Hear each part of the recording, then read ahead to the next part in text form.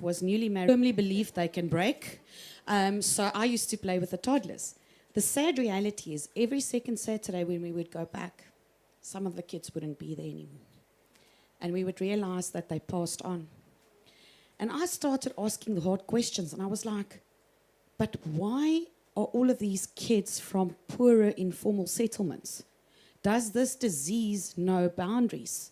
Does it know money? Why? And then I asked the hard questions to the nurses, and they said to me, Adri, it's because of malnutrition.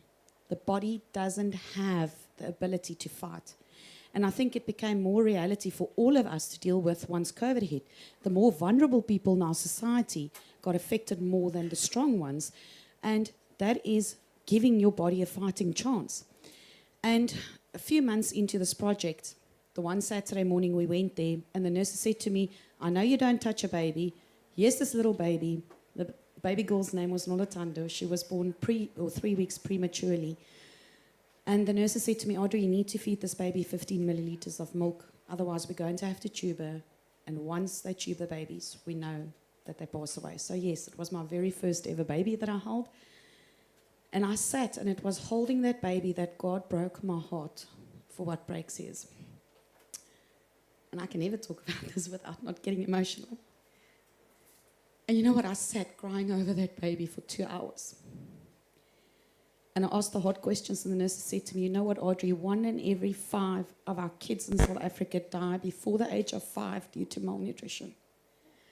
And it's there with that vulnerable baby in my arms on that Saturday morning that I decided, you know what, I can no longer continue getting all the perks and the benefits of this stunning job that I had, and medical aid and pension fund and company cars and all the rest. While this is happening in our society, it doesn't happen up in Africa. It happens on our doorstep. And it's there where I made a decision, you know what, that's it. I'm going to give up my corporate career.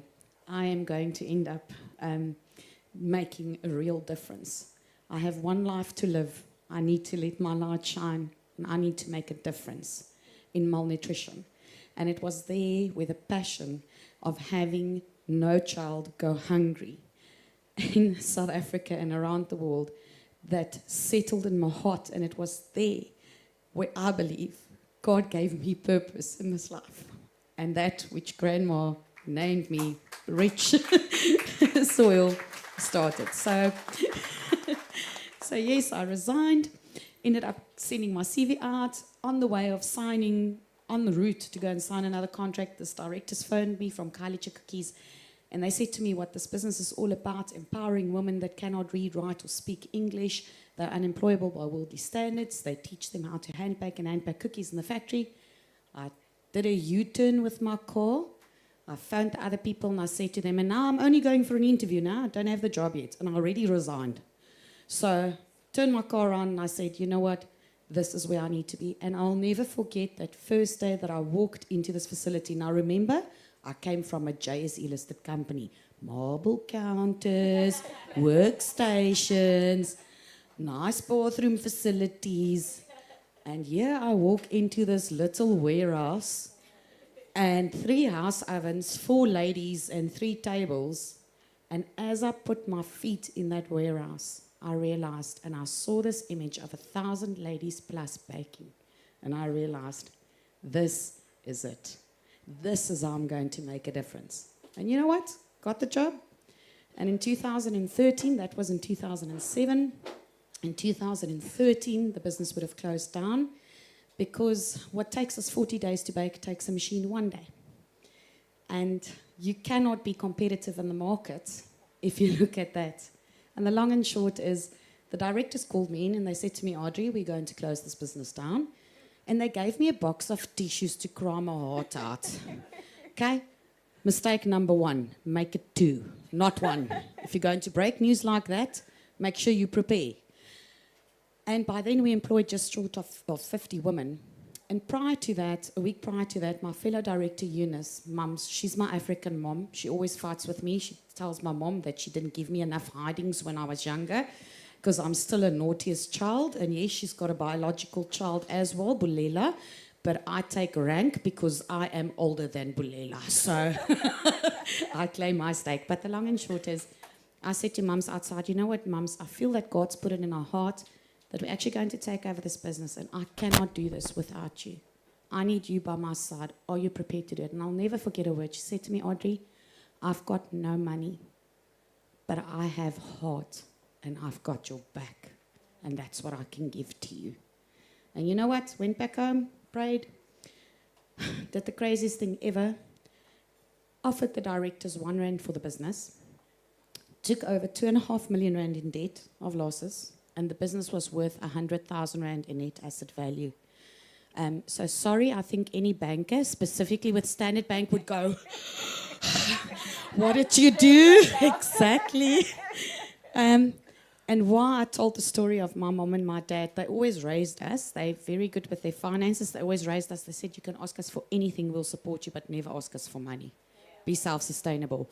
And you know what? I had to make that phone call. Have you ever had to make a phone call to your parents? That phone call. The one thing that they said to you, never do. I had to make that phone call. And I decided, you know what? My dad's more approachable than my mom. So I spoke to my dad to speak to my mom. And lo and behold, it wasn't that question of can they, will they. Without a doubt, I said to my dad, listen, I need to borrow the first 100,000 from you just to pay everybody's wages and rent end of this month. My dad said to me, without a shadow of a doubt, yes, my girl. Like I had your back when you were a runner, I've got your back now, and mom and myself will always be your biggest supporters. And you know what? Without mom sitting there and dad and their willingness to assist, and yeah, I feel we can give mom a round of applause. I wouldn't have been able to do what I did. And yeah, 13 years later, 14 years later, I'm still paying off that debt. Biggest debt I've ever had. I don't think you'll ever finish paying off that debt. And Mother's here to cash in today. Exactly. She is here to cash in today. Adri, thank you so much for, I think, the context of, the fire. The context of the passion and the purpose. And I think it really just speaks to why you do what you do and how you do what you do.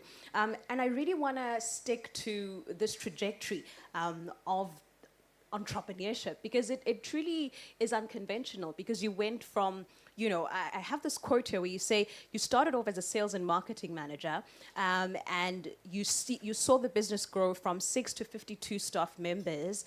You personally grew with the company and now are an owner.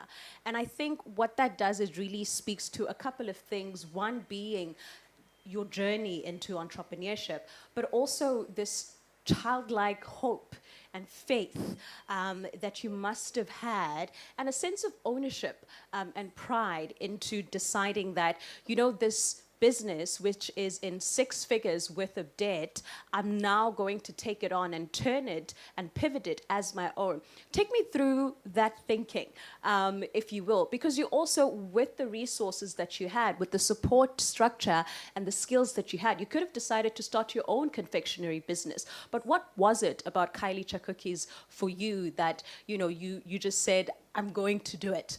I'm just going to do it. And I think that's something I always tell students as well, and EMBA students from various universities in and around the world. Passion, and if you follow your passion, it will equate to a good bank balance at the end. That equates to success.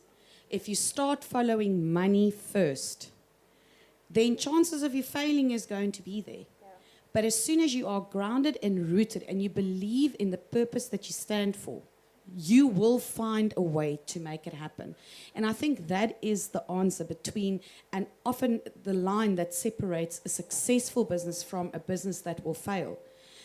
I often sit here, and I say to Renee, people look at us and they go like, oh, you've got such a successful business. And I go, no, you've got no clue what I have to deal with.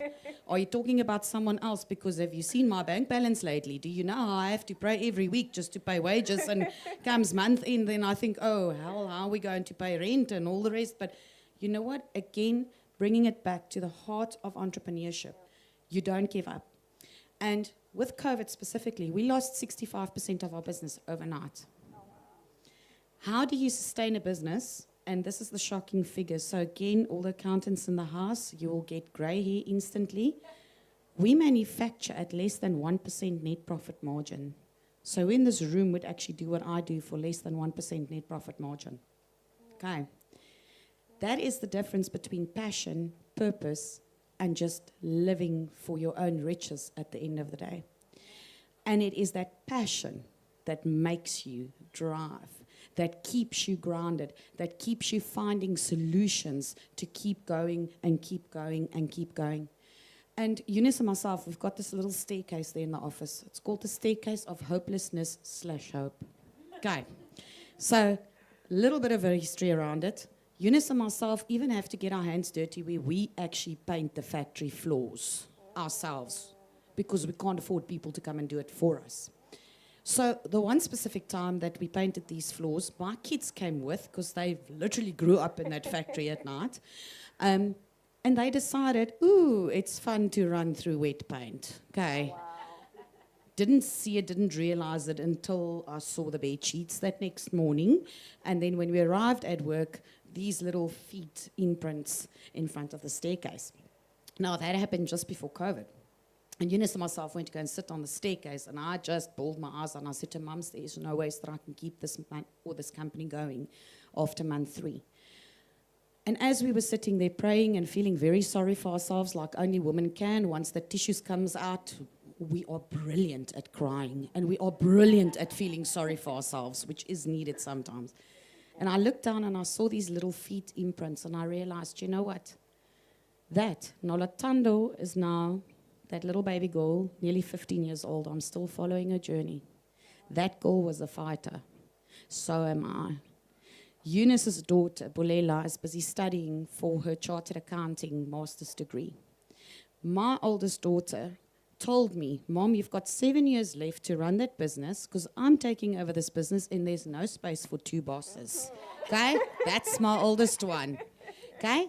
The long and short is, it's been my desire and Eunice's desire for our children to one day have the relationship that we've got to actually follow suit and break all boundaries in South Africa to go, you know what, here's different races, religions, cultural differences, but united as women, we can change the world one employee at a time.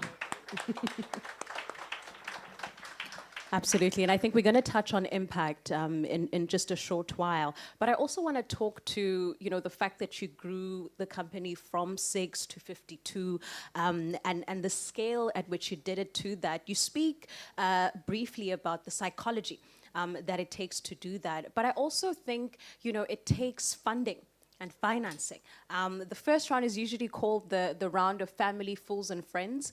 But it also takes organizations like Standard Bank to be able to have that money to scale. But it also takes, the second pillar that I want you to touch on is the team and the culture that you need to cultivate, because you cannot do it on your own.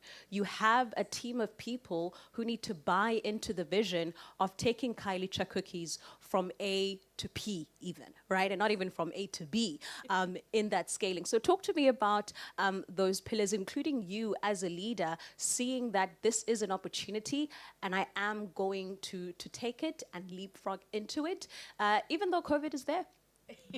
Okay, so just to give you a background, again, on the finances side, my mom was very strict with finances, so she turns every cent around 4 times before it's spent. And she made us open up a Standard Bank account when we were still in high school. So I've had a Standard Bank account since I was, 14? Okay. Principles, just going back again. I grew up in a house where nothing was for nothing. You had to work to get to something. There wasn't a thing of, oh, okay, I'm lazy, Mom, I want to go out with my friends. Okay, you can go out with your friends, but what are you going to do to earn the income to go out with your friends? And that is a principle that I think is so good and that our youth in today's life actually struggles with. People turned around to have this you owe me attitude instead of I owe myself. Okay, so that from a psychological point of view, first thing, you need to have it.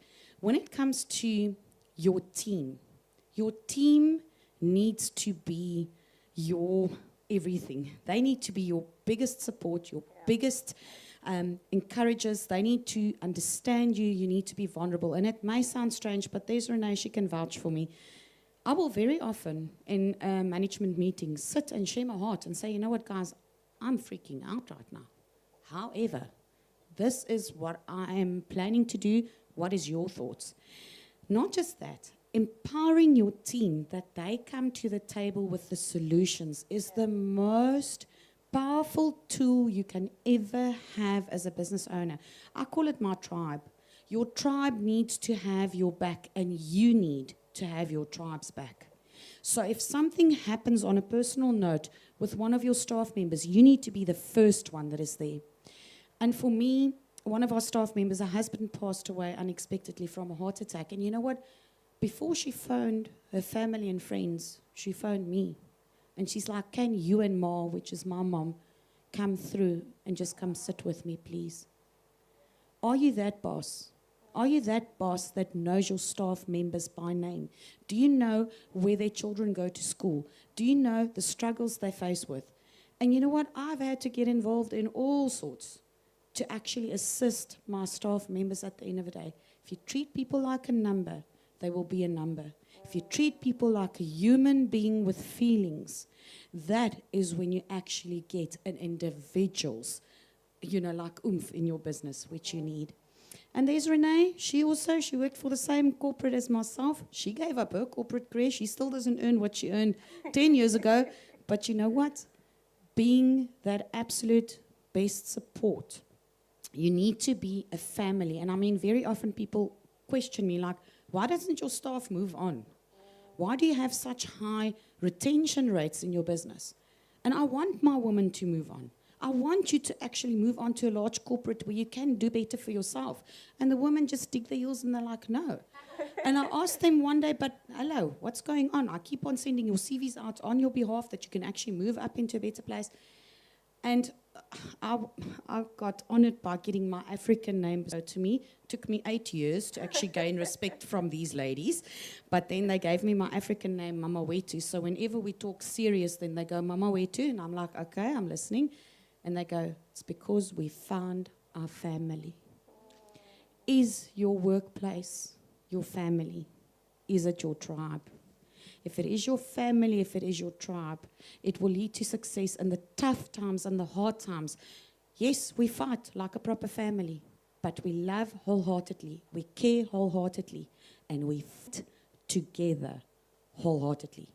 And that, for me, from a social point of view, is the heart of success. Adri, yes.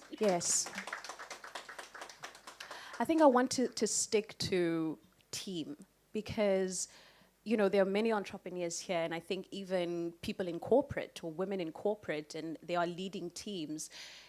I did my research. But you also speak, profoundly on incentivizing your team, because, and I think that's something that I really just want you to touch on briefly, because people need to feel like Sheila was saying, that they have that sense of ownership, and the very sense of ownership that you had that had you buying into Khayelitsha cookies.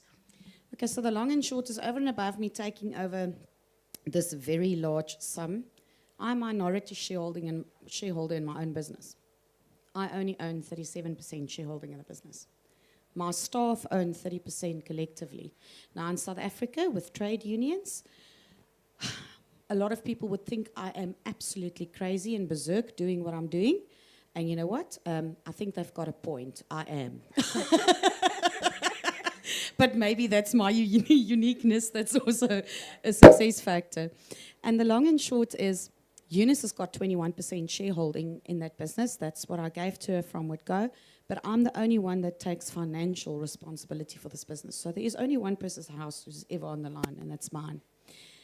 And you know what?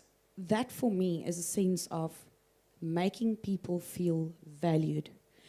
If you believe in your team will believe in you and the decisions that you take.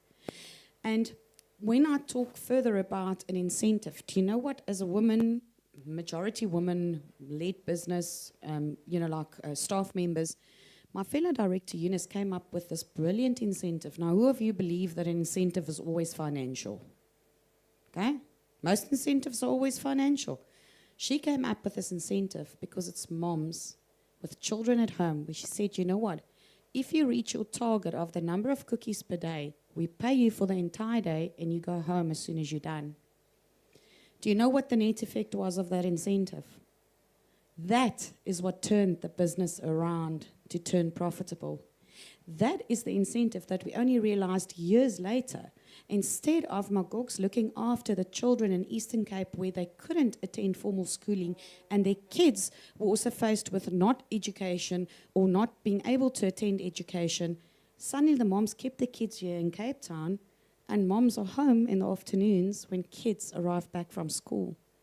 So speaking to an incentive that speaks to your staff's hearts, you know what? Loyalty is not based on money. Loyalty is based on what you can actually give. And I think very often business owners go all wrong by thinking it's me, myself, like the net profit line, this, that. Give to your staff. Boy, your staff will give to you. Absolutely. 100%, and you get to unlock that creativity as well, and the full effort that they get to buy into the vision of what it is. Now, I want us to journey back to this stage. Now, what particularly drew you to the EmpowHER program, and particularly for your business, and what was it about what your business needed and what the Standard Bank Top Women EmpowHER offered that made it seem just the right fit? Now, again, need to give that honor and glory to Renee. When Sheila spoke to the voices in your head, that one that tells you you're not good enough, you don't belong, you shouldn't be on stage, that's the voices that speaks the loudest in my life, where it always tells me that I'm not good enough. I don't belong. I shouldn't be here.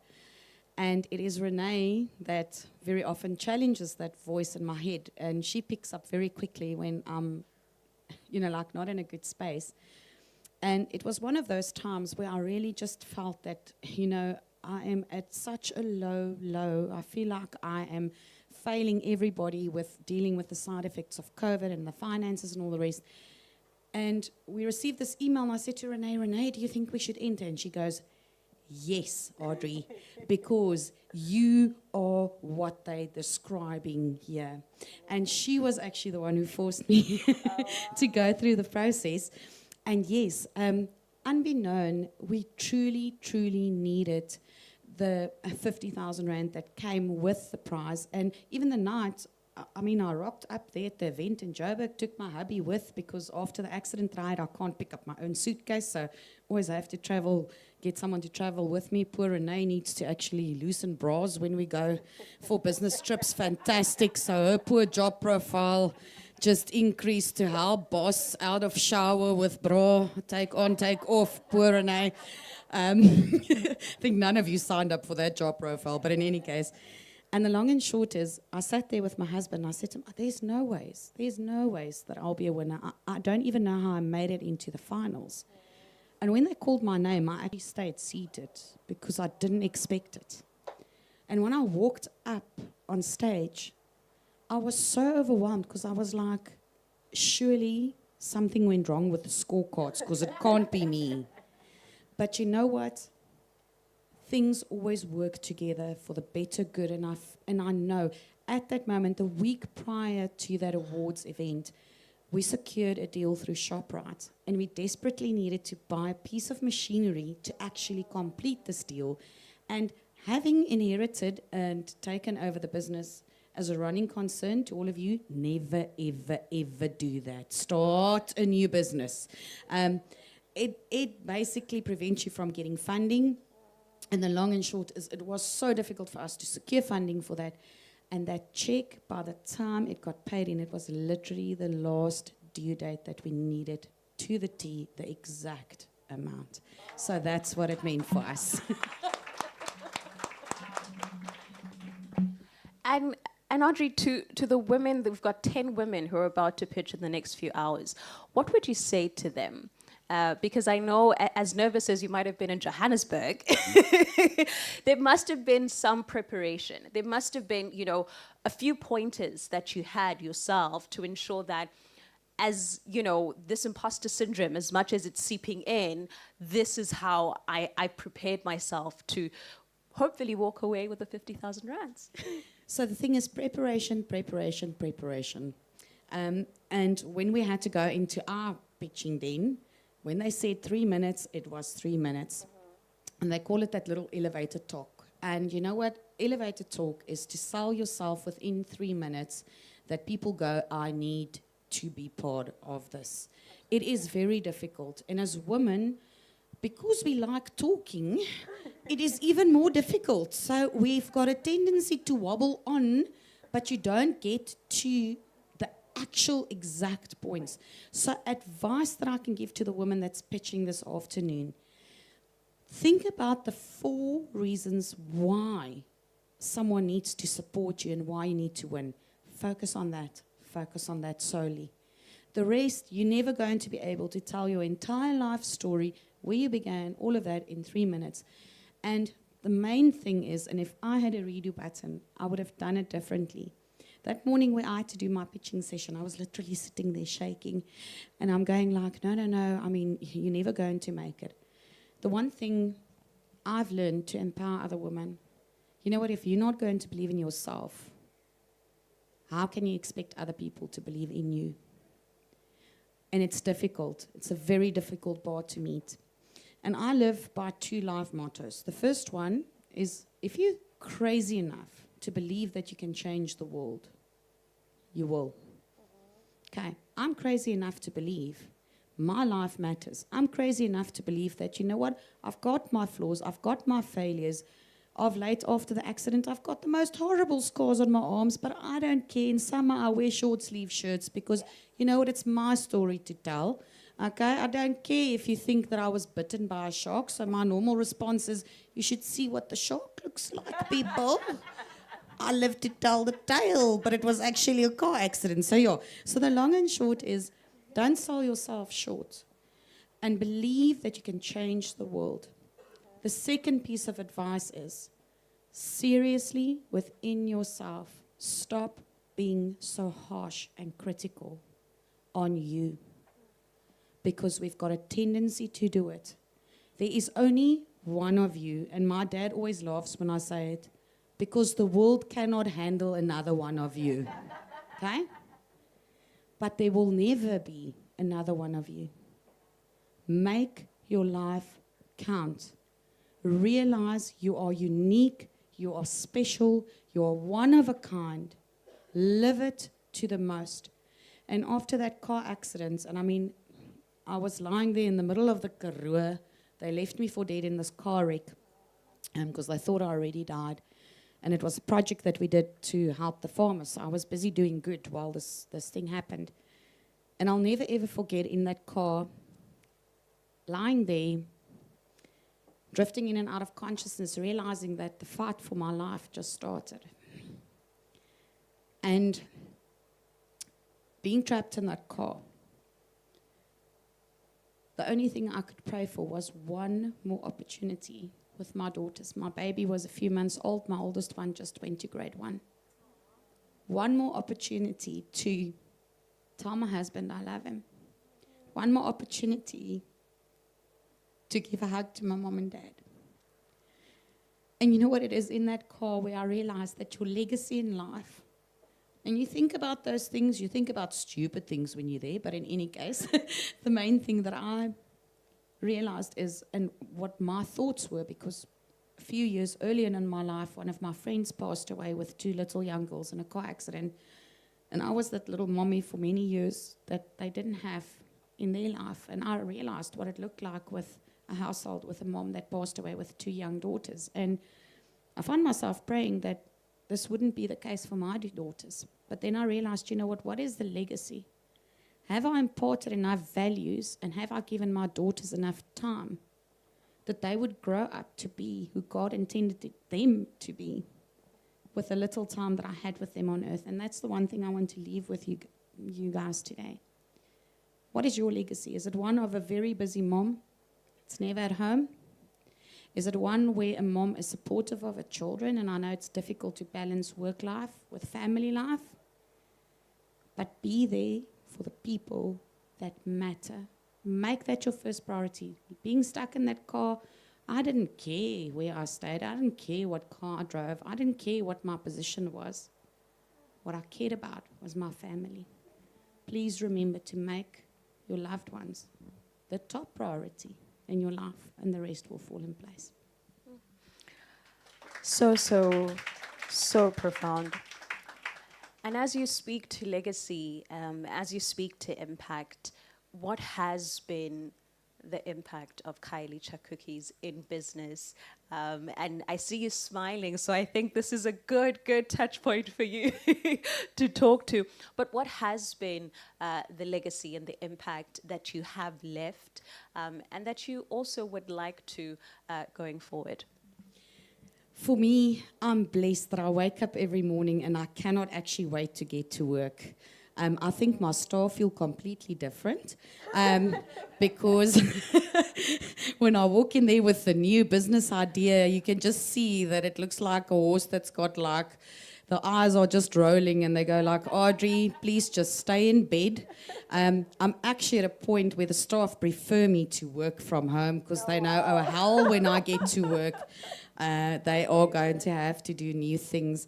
But you know what? I think the blessing of living a life of passion, that you're making an impact, that doesn't matter how tough it is, you realize that the impact that you're making. And I think for me, the thing that gives me the most joy is because it's such a unique business, because, you know, it goes against the rest of the industry where everything is mechanized and all the rest, and it's artificial intelligence.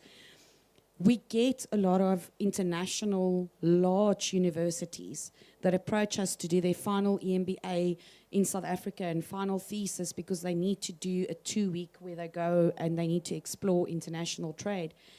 And for me to get the opportunity to speak to a student who still needs to make a decision in their lives and to be pivotal in telling them, you know what, your life matters. Do you know, I got invited 4 years ago, by a professor by the Alabama University, and for 3 days they asked me to actually address the final MBA year students. And I stood in these huge auditoriums, and it's like one group after the next, after the next, after the next. And the one thing I pick up there is the youth has no identity in who they are at all. And it's there where I get a smile on my face, where I go, you know what, be the change maker. And I always challenge people through these talking engagements to say that, you know what, each of you that's sitting here, you don't need to do a do-good business to make a difference. Do you realize that you can impact and change your community there where you are? It is by simple things. If you've got the financial needs, pay for someone else's groceries that's in front of you. And you know what, very often my mom would say, Adri, how do you know? And I say, it's just God tells me there. You know what, buy this elderly lady a bread. It's a bread and milk, maybe a cheese. There we go. And then I normally add in something else. And it's not like I've got the financial means to do it. I have to take out of my own grocery basket then to actually afford that. But the long and short is, it helps you. It is in COVID where we put containers out on the sidewalk. And I said to people, if you've got fruit and vegetables that's going to go off, instead of it going to the rubbish dump, please put it in these containers. And a chef down the road said to me, I'm working from home, let's cook soup with this ingredients for the soup kitchens. You know what, 93 women's organizations benefited through one container because someone was prepared to apply their minds. Okay. So what I want to tell you is you are the change maker. There where you are, you can do good every single day. And I always challenge anybody that meets or crosses my paths to do one thing for me, one commitment that they need to give for me. The one commitment is in the next 2 weeks, do one small deed, and you're not allowed to put money behind it. It needs to be you that does that. Look after single mom's child, cook a supper, make a fellow colleague some coffee, help someone load their groceries in the car. One good deed in the next 2 weeks that involves a little bit of you. And then you think about the following two questions. How do you think it made them feel? And the last question is, how did it make you feel? And I promise you, that is where your life will change, answering that second question. Absolutely. And I'd maybe even like to add a third point and say, try and not post it on social media. Try and do it for you, because again, this exercise is one of empowerment and a betterment of oneself, and how you could essentially take that next step to leave your imprint of impact. And Adri, as I invite your closing remarks, again, we have innovators here, we have women, and they perhaps have just registered their business and they've acquired maybe that first or second client. What would be your words of empowerment to them as they, are sitting perhaps even next to someone who could open up a door, a pipeline to a particular market? But what would you say to them? Okay. Firstly, I would say, you always keep your customer happy. No business can grow without a happy customer. As much as we don't want to realize it, they pay your salary. Okay. And I realized the power of that after the car accident that left me off work for nearly 2 years. I said to Eunice, mums, the only thing you do is you keep the customers happy. Not only did they keep the customers happy, they won an award for the best customer service delivery in South Africa, in the manufacturing industry, so which was huge. Okay, so a customer is your key thing. Secondly, under promise and over deliver. Never ever make a commitment that you cannot meet at all. May it be, I will email you tomorrow. It's very easy to say that. If you cannot do it by tonight, then don't say tomorrow, rather say Friday, but make sure that you've done that. Okay, because people still buy from people. I know they don't want to hear it, but people still buy from people. And if they cannot trust you with that very first interaction that you've got, you've lost their trust for life and you will not be able to grow your business. Thirdly, it doesn't matter who you are, where you are. Be the best in your industry. It's not good enough to aim to be like everybody else or just meet the par. Aim to be the best in your industry. And the last point is, be innovative. It doesn't help you to replicate what someone else has already done. Be the first one. And you know what? They've got this thing in the office where they say to me, Adri, asseblief, just don't go to sleep. And that's why I work until 2 o'clock in the morning. Just don't dream. Because we know that dream that you're going to dream means that we're going to have to deal with it. And my mom always jokes to say that I didn't even think past point B, never mind A to Z. I wing it as I go. Okay. So I'm one of those. I don't think through A to Z because you know what? It would make me scared to think from A to Z. If I see that dream and I just start by putting that foot, you know that Bible story where you put your foot out into the rough seas, nah? Step out of the boat. Step out of the boat. Be diligent and the rest will follow. You are the next genius in this room. And very, very last thing is it's not an inventor of a product. That's the real hero. And here as women, sorry, I'm going to call a spade, we bitches sometimes, okay? We don't want to affirm that person next to us. But you know what? If we stand united and we start lifting each other up, it is not the inventor that's the hero. It's the first person that affirms that creation. And a personal story to tell there, we really went through hell and back with COVID. We baked on order 20th of March, all of our hotels cancelled the orders that we already baked. And by July, that stock was already about to expire. I did one Facebook plea and I said, stupid, but people, I will deliver a cookie to your house for R1. Doesn't matter where you stay, doesn't matter how many you order. But please just help us to keep afloat. You can ask Renee, within 2 days, we sold over 1 million of that cookies that was bound to expire. Why? Because women supported us. Your network, women support other women. Don't be nasty. Build each other up. Thank you so much, Adri. Ladies and gentlemen, Adri Williams, the Managing Director of Khayelitsha Cookies and the 2022 winner of Standard Bank EmpowHER.